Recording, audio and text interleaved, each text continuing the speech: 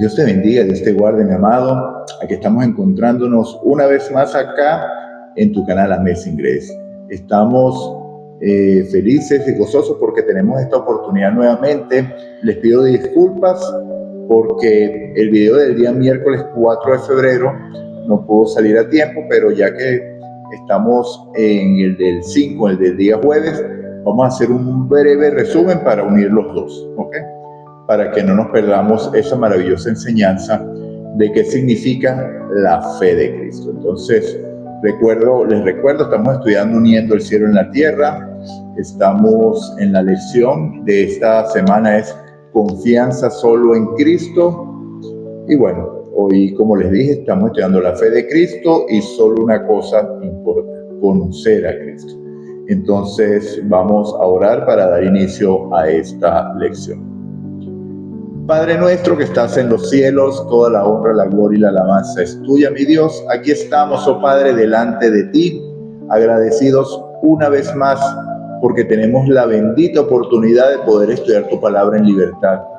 Pedimos que tu Santo Espíritu nos tome enteramente para que podamos vivir conforme a tu voluntad y también que perdones todos nuestros pecados y nos limpies también de toda maldad. Porque tu obra es integral, tu obra no queda media, Señor, y no queda nada más en el perdón, sino también en la limpieza, Señor, de todo pecado. Así que confiamos en ti, en tu obra, y precisamente eso es lo que vamos a estudiar hoy. Te clamamos para que nos instruyas tú, porque es una lección muy importante que la vamos a hacer en el poder y en el nombre de Jesús. Amén y amén. Bueno, la fe de Cristo, amado. Vamos, cuando nosotros leemos Efesios 1:4, 2 Corintios 5:21, Colosenses 2:9 y Gálatas 2:20, en sí es una síntesis de lo que significa estar en Cristo. Nosotros vemos en Efesios que fue explicado claramente que somos predestinados en Cristo, ¿verdad? También vemos que Cristo se hizo pecado por nosotros. ¿Por qué? Porque el que era sin pecado se hizo pecado para poder morir y pagar el precio que era nuestro. Pero ¿de quién eran esos pecados que tomó Cristo? Tuyos y míos. Entonces la culpa es tuya y mía, pero Él, por amor a ti y a mí, la asumió. Colosenses 2:9 nos explica que en Él habita corporalmente toda la plenitud de la deidad. O sea, que su divinidad fue anonadada, como estudiamos en Efesios, cuando estudiamos el capítulo 2, del versículo 5 al 8, si no me equivoco, de que dice que Él, siendo Dios, no estimó ser igual a Dios como cosa que arrebatar, sino que se despojó a sí mismo, se despojó de su gloria, pero siguió siendo Dios, ¿ok? O sea, ¿qué significa eso? Que renunció a usar los poderes celestiales, los poderes divinos, para venir a sufrir. ¿Por qué? Porque Él no usó los poderes divinos y no los debía usar, porque Él debía vivir como usted y como yo para poder lograr vencer el pecado en la carne, pecado que Él no cometió, pero que asumió por amor a usted y a mí. Entonces, una muestra: Él no va a hacer algo que usted no pueda lograr, ¿okay? Porque si Él tuviera una ventaja sobre nosotros, algo una ventaja que nosotros no podemos, entonces nosotros tendríamos que hacer algo que ni Cristo hizo. Entonces eso es totalmente ilógico. Entonces vemos la verdad que en Él habita toda la plenitud de la deidad. Bueno, y finalmente dice Pablo en Gálatas 2:20 que con Cristo estamos juntamente crucificados, y ya no vivo yo, sino que vive Cristo en mí. Y lo que vivo en la carne lo vivo en la fe de aquel que se dio a sí mismo por mí. Entonces vemos una unión completa entre Cristo y nosotros. Eso fue lo que pasó con Pablo. Les recuerdo que el día martes estudiamos la conversión de Pablo. Entre lunes y martes las dos lecciones se complementaban, pero vimos que la cúspide de esto vino en la conversión de Pablo, pero fue el resultado de un encuentro personal con Cristo. Algo que debe pasar con usted y conmigo para que el resultado sea el mismo, porque nosotros podemos ir a la iglesia muchos años y no tener un encuentro personal con Cristo. Mientras ese encuentro personal con Cristo no suceda, no vamos a pasar de religión. Vamos a orar, vamos a leer la Biblia, nos va a aburrir y en algún momento vamos a abandonar. Porque cuando nosotros tenemos un encuentro personal con Cristo, la reacción va a ser la misma que tuvo Pablo. Uno, vamos a anhelar tener el encuentro nuevamente, mantenernos unidos a Él, porque nos dio vida. El Espíritu Santo nos anhela celosamente y entonces ahí vamos a vivir esa vida de comunión. La oración va a ser algo natural en nosotros. La lectura de la palabra va a ser necesaria porque necesitamos entender qué es lo que Él nos quiere decir y el resultado va a ser no solo la testificación. ¿Por qué hay tan poca obra misionera entre los hermanos? Porque no han tenido o no hemos tenido un encuentro personal con Cristo. La respuesta de Pablo, amados: ¿quién eres? Yo soy Jesús al que tú persigues. ¿Qué hago, Señor? Es inmediata, la respuesta es inmediata. La mujer junto al pozo, la mujer samaritana, dicen que viene el Mesías. Yo soy, dijo el Señor. ¿Okay? ¿Y cuál fue el resultado? Ir a buscar a todo el pueblo para que escucharan la palabra de Dios, porque recuerden que ni Pablo convertía, ni la mujer samaritana convertía, ni Apolo convertía. Ellos simplemente eran instrumentos de Dios para decir su palabra, y la palabra de Dios de aquí pasa aquí, del oído al corazón, que es la mente, y hace lo que tiene que hacer. Entonces, mis amados, nosotros vemos que una vida transformada es el resultado de vivir una vida de comunión con Cristo. Cuando nosotros leemos Filipenses capítulo 3, versículo 9, dice que y ser hallado en Él no teniendo mi propia justicia que se basa en la ley, sino que se adquiere por la fe en Cristo, la justicia que procede de Dios y se basa en la fe. Entonces, es importante leer este versículo. Ya vamos a leer el contexto completo, porque ¿cuál es la justicia, amado? La justicia no se logra por obediencia a la ley. De hecho, nosotros podemos esforzarnos y cumplir la ley por un tiempo, pero eso de nada vale delante de Dios, porque serían trapos de inmundicia. Porque la justicia que es válida delante de Dios es rendirnos, reconocer nuestra incapacidad, nuestra pecaminosidad, nuestra culpabilidad. Por eso que el Espíritu Santo, cuando viene, nos convence de pecado, de justicia y de juicio. ¿Ok? Reconocemos nuestra culpabilidad y entonces tenemos la necesidad del Salvador. Que voy otra vez, un breve resumen de lo que pasó en el Sinaí. Cuando Dios les promulga la ley, que les dice: si oyeres hoy mi voz y atesoras mi pacto en tu corazón, ¿verdad? Seréis mi especial tesoro sobre toda la tierra y me seréis un pueblo de sacerdotes y gente santa. El mismo llamado de primera de Pedro 2:9, que dice que somos real sacerdocio, nación santa, pueblo escogido de Dios para anunciar las virtudes de aquel que nos llamó de las tinieblas a la luz admirable. El mismo llamado, el mismo espíritu que le iba a hacer a ellos es el que actúa en nosotros. ¿Okay? Pero ¿qué pasó? Ellos, cuando escucharon la ley, un corazón endurecido, dijeron: obedeceremos. Cuando la ley los tenía que llevar a Cristo, porque se les tenían que ver culpables y condenados por el pecado que habían cometido. Entonces, la justicia no es por la ley, porque la función de la ley no es justificar. La función de la ley es mostrar el pecado para llevarnos a Cristo. Y cuando nosotros tenemos esa necesidad de un Salvador, porque vemos que somos culpables, ahí acudimos a Cristo. Entonces entendemos la justicia que es por la fe, que es Él en mí. Es Él con su obra de principio a fin. ¿Cuál fue la obra de Cristo? Leamos, no vamos a leerlo ahorita por tiempo, pero léalo usted, se lo pongo como tarea. Efesios capítulo 1, versículos 3 al 14. El plan de salvación en pleno. Pero les debo recordar algo. La Biblia no es un libro antropocéntrico, ¿ok? O centrado en el hombre. ¿Sí? ¿Por qué? Porque el plan de salvación, ok, es efectivo para nuestra salvación, pero eso es un añadido que hay allí. Porque la Biblia, el plan de salvación, el fin es el mismo fin que perseguía Moisés. ¿Cuál es el fin que perseguía Moisés? Recuerden, cuando Moisés llega y están adorando al becerro de oro, le dice Dios: voy a destruir a este pueblo y te voy a dar un pueblo mejor que este. Moisés cae postrado ante el Señor y le dice: no, Señor, no lo hagas. Y si los traes a ellos, si los vas a destruir, bórrame a mí también del libro de la vida. Y entonces ahí le dice Dios que el que peque contra mí, todo esto que ya sabemos, Pero la parte principal es la explicación que da Moisés, porque él dice, ¿qué dirán, qué van a decir los pueblos que saben que tú sacaste a este pueblo de Egipto? Van a decir que no los pudiste meter y cumplir tu promesa. ¿Sí?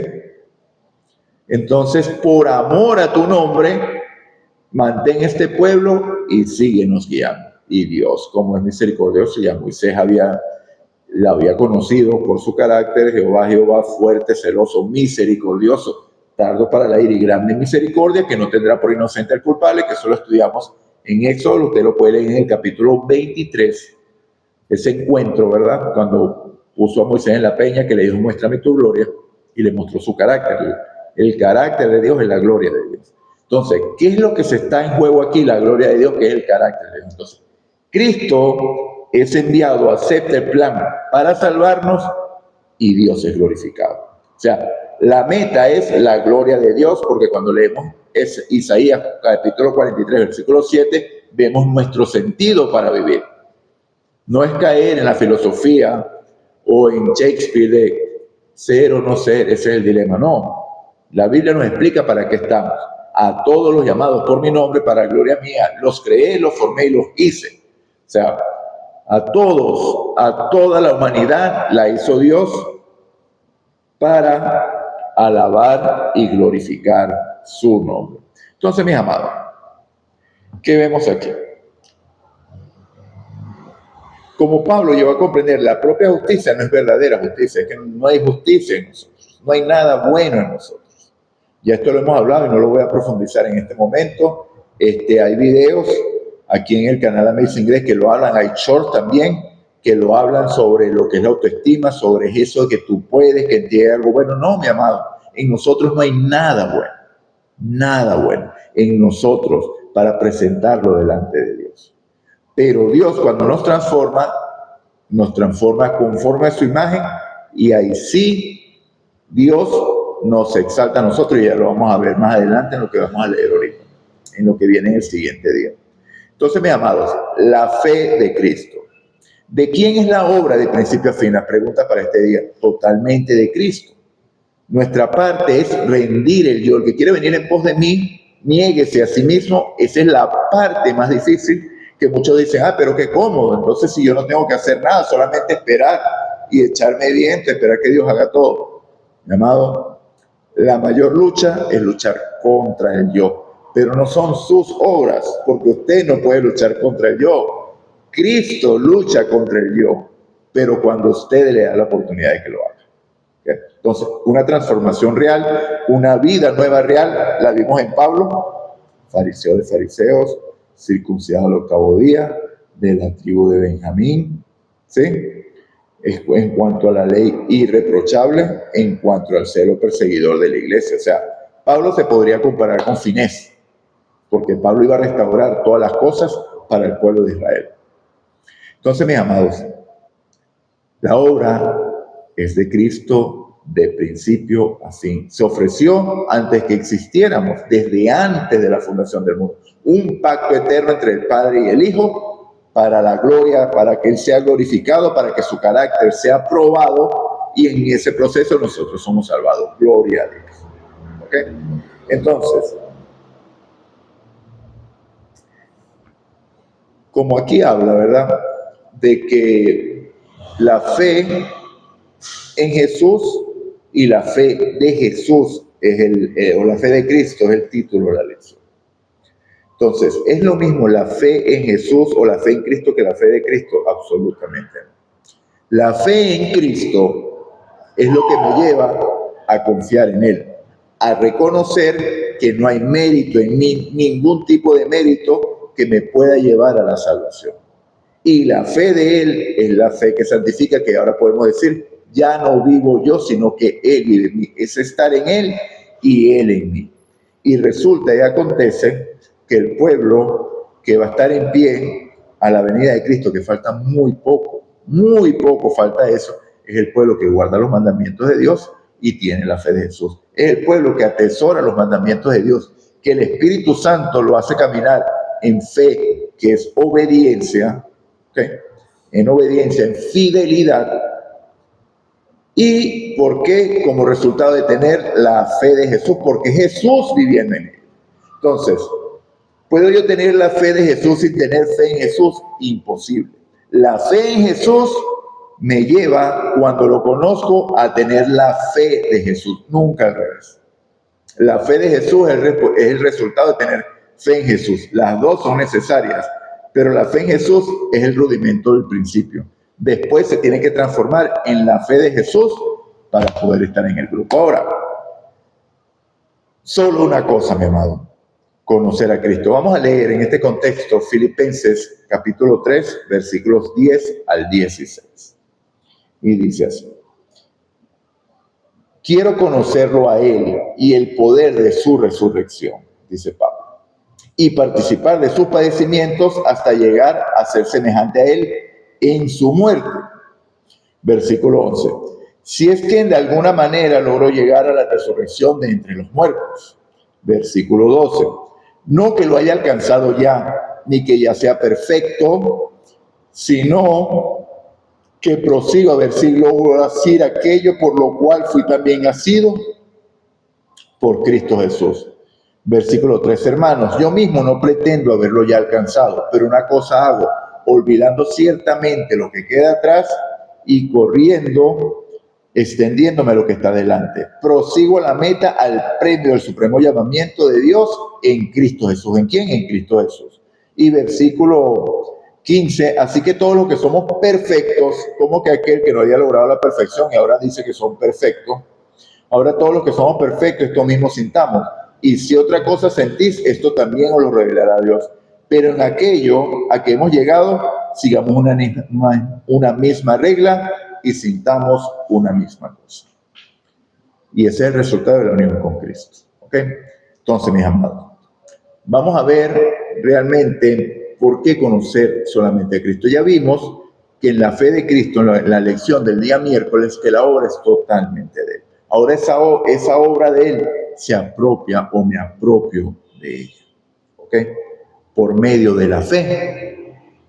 Lo creo, fe en Cristo, de que fue predestinado desde antes de la fundación del mundo en amor por el puro afecto de la voluntad del Padre, para que seamos salvos en Él, por el puro afecto de su voluntad. ¿Ok? Ese es el plan de salvación en el cual se involucra Padre, Hijo y Espíritu Santo. Ahí está la deidad en pleno trabajando. Por eso que también en Colosenses 2:9 dice que en Él habita corporalmente toda la plenitud de la deidad. ¿Sí? Entonces, a ver el poder de la resurrección. ¿Cuál es el poder que nos transforma? Entonces, aquí se revela que nuestra vida de transformación es una vida no de etapas, sino una vida conjunta. ¿Okay? Para poder disfrutar del poder de la resurrección, ¿qué es lo que tiene que pasar? ¿Puede un vivo resucitar? No, hay que pasar por la muerte. Y para pasar esa muerte, tal vez vamos a pasar por los padecimientos de Cristo. Aquí primeramente está hablando, que recuerde que lo estudiamos en la lección del día domingo, y la semana pasada también lo estudiamos. Primeramente está hablando de la resurrección, porque nosotros, cuando estamos en nuestros delitos y pecados, estamos muertos espiritualmente. Entonces, Él nos da vida para que podamos escuchar su voz. Recuerden que es una lucha constante. El Espíritu Santo está luchando con todas las personas, ¿okay? Pero solamente aquellas que aceptan a Cristo, entonces donde inicia el segundo proceso, que ya es la salvación y la santificación. Paso de la fe en Jesús a la fe de Jesús que estudiamos ayer. ¿Okay? Entonces, ¿qué es lo que debe suceder para que yo pueda tener el poder de la resurrección? Morir. ¿Morir a quién? Morir a Dios. Aquí no está hablando de muerte física, aunque ese también puede ser una realidad, porque recordemos que en el contexto de las cartas paulinas había persecución. La iglesia estaba siendo perseguida, el costo del discipulado era alto. Usted y yo hoy gozamos de mucha libertad, de hecho damos gracias a Dios porque podemos estudiar la Biblia en libertad, pero hay países en los que no. ¿Okay? China, Corea del Norte, Nigeria, Rusia en su momento, y muchos otros países más que aquí no me llega el nombre, pero en la ventana 1040, Irán, gran persecución también. ¿Sí? Entonces, mis amados, ¿qué vemos aquí? Entonces, el versículo 11, si es que en alguna manera logro llegar a la resurrección de entre los muertos, o sea, si es que en alguna manera llega Cristo a poder desarrollar su vida entera en mí, está escribiendo Pablo. No que lo haya alcanzado ya, ¿okay? Ya sea, ni que ya sea perfecto, sino que prosigo para ver si logro aquello para lo cual fui también nacido por Cristo Jesús. O sea, Cristo me tomó para lograr esto a mí, aquí. Entonces dice, no es que lo haya alcanzado ya. ¿Por qué? Porque el día que usted diga que lo alcanzó, ya salió.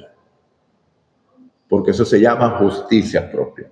Debemos depender constantemente de Cristo. Nada bueno hay en mí. Entonces, yo no he alcanzado nada. Aquí Pablo está hablando en primera persona. No que lo haya alcanzado ya. ¿Ok? Porque no lo vamos a alcanzar. La vida cristiana es una vida de constante crecimiento. Incluso cuando estemos allá en la eternidad, que nosotros estamos esperando que una ciudad cuyo arquitecto y constructor es Dios, no ninguna ciudad terrenal, no ningún reino milenial aquí que Cristo se va a sentar y las naciones de la tierra, nada de eso, porque el reino es espiritual. ¿Sí? Entonces nosotros estamos esperando esa ciudad, pero aún allá vamos a seguir aprendiendo. Ahora, ¿pero en qué? En otra naturaleza. Porque es un crecimiento constante. Vamos a seguir leyendo para tener una conclusión. Ok. Versículo 3. Hermanos, yo mismo no pretendo haberlo alcanzado ya, pero una cosa hago, olvidando ciertamente lo que queda atrás y teniendo presente lo que está por delante. Prosigo a la meta, al premio de su supremo llamamiento de Dios en Cristo Jesús, que ya lo dije, las mansiones celestiales, el morar allá, esa ciudad cuyo arquitecto y constructor es Dios. Pero les recuerdo que ese no debe ser nuestra única meta. En mi caso, no sé si el suyo es llegar allá, lo cual es maravilloso y obviamente porque no es algo nuestro, es algo de Dios, algo celestial. Pero yo lo que anhelo, mi hermano, y ya puede ver cómo me cambia el rostro cada vez que lo pienso, es ese abrazo con Cristo. Eso es lo que yo anhelo con todo mi corazón. Eso es lo que yo espero, eso es lo que yo visualizo, es lo que yo quiero. ¿Por qué?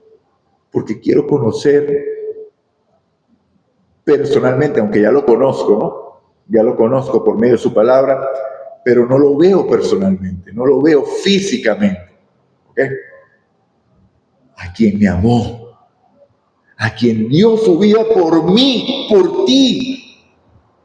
Si eso no lo emociona a usted, yo no sé qué lo puede emocionar. Pero a mí, eso es la que me llena completamente, amado. Ok, entonces olvidemos ciertamente lo que quedó atrás quedó. No estemos volteando a ver. Satanás va a estar constantemente recordándonos de dónde nos sacó Cristo. Recuerden que nos sacó del lodo cenagoso y puso nuestros pies en la roca que es Cristo.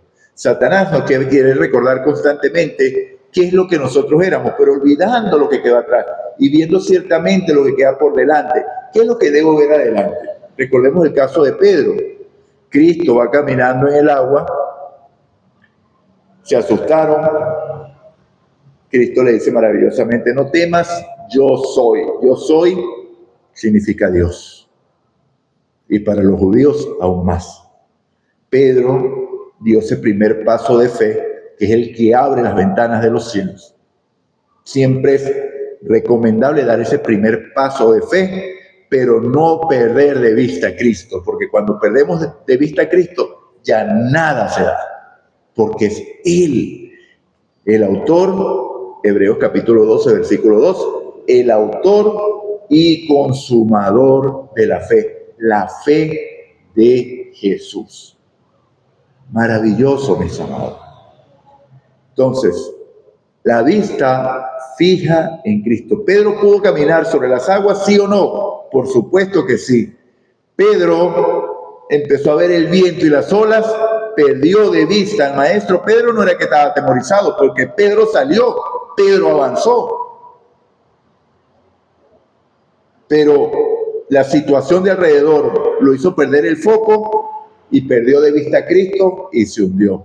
Pero lo más maravilloso que yo siempre llamo de esa lección o de esa historia de la Biblia, de los evangelios, es que lo que Pedro clama, Señor, sálvame, ahí estaba la mano del Señor. Caídas, mi amado, caídas vamos a sufrir. Nos vamos a hundir en el agua, aun cuando estemos caminando. Tal vez no porque hayamos perdido de vista a Cristo, o sí, porque hemos perdido de vista a Cristo, porque para poder caer debemos perder la fe de Cristo, no la fe en Cristo. ¿Por qué? Miren aquí cómo se enjuga esto y cómo es en la práctica, para que lo veamos en la práctica. Mientras yo tenga la fe de Cristo, me mantengo caminando en el agua, porque tengo la certeza, la misma certeza de Cristo, que Cristo confía en el Padre, así yo confío en Él, es la fe de Cristo. Pero cuando caigo, entonces ¿qué necesito? La fe en Cristo, porque Señor, sálvame, y sé que Él va a venir a salvarme. Claro, eso no debe ser constante, o no debería ser constante, porque un hombre nacido de nuevo vive con Cristo en el corazón y la simiente de Dios permanece en él y no puede pecar, como lo dice Primera de Juan, capítulo 3, versículo 8. ¿Sí?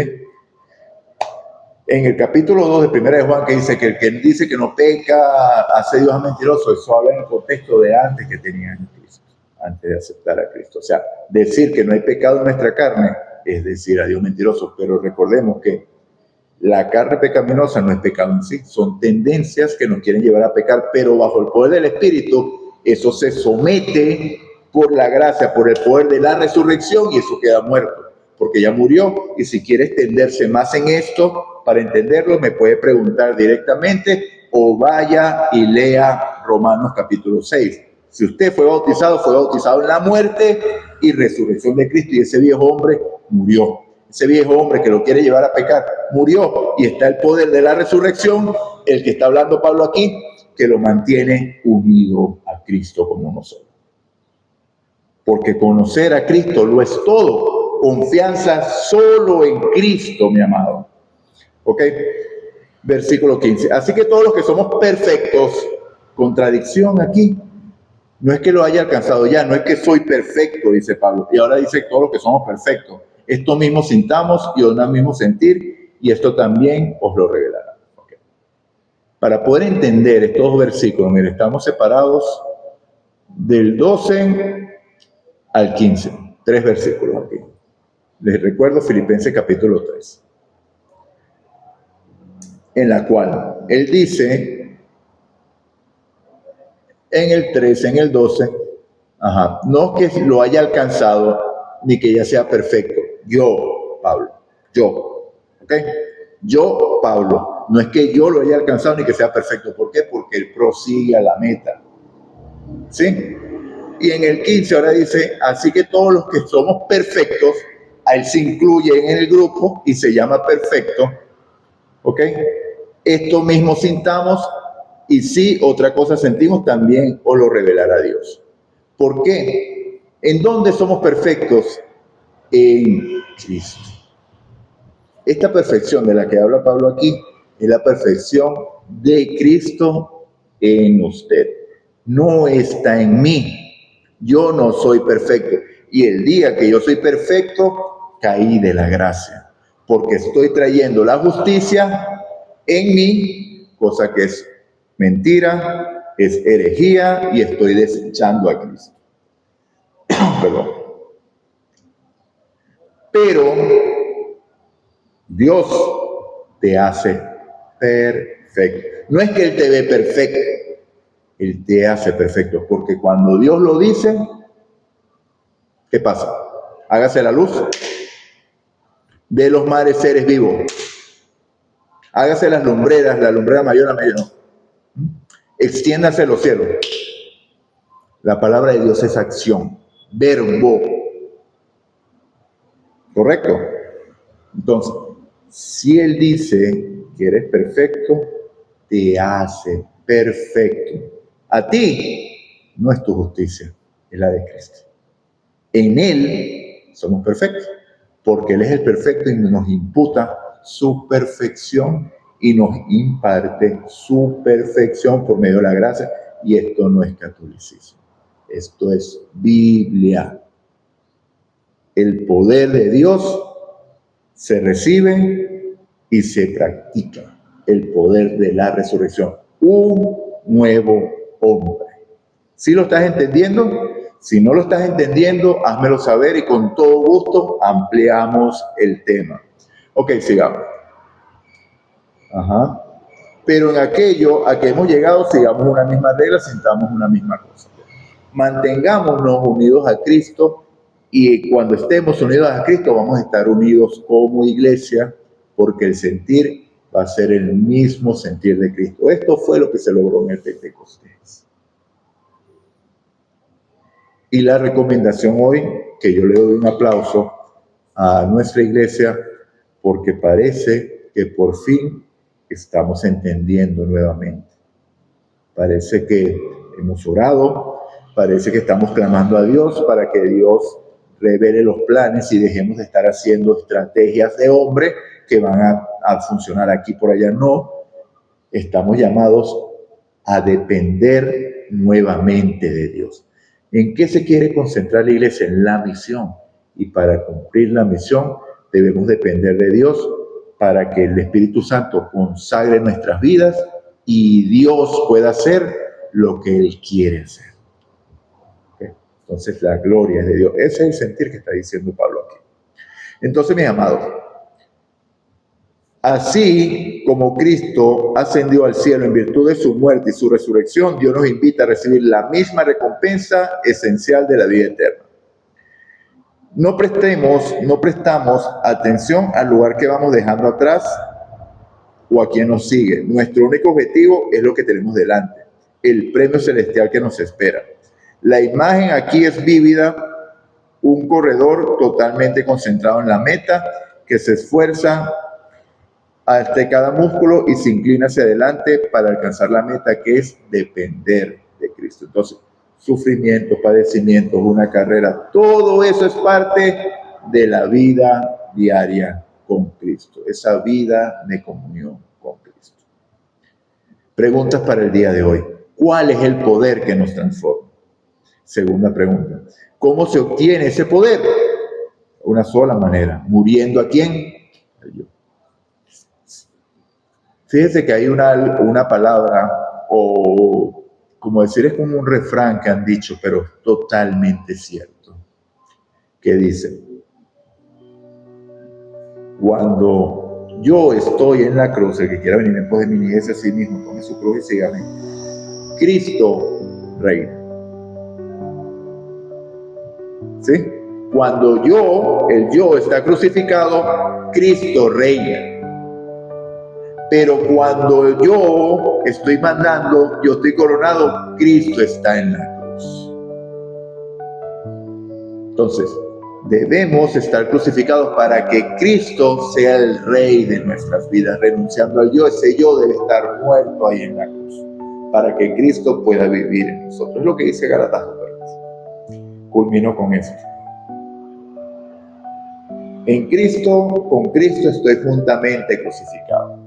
Y ya no vivo yo, mas vive Cristo en mí. Y lo que vivo en la carne, lo vivo en la fe de aquel que se dio a sí mismo por mí.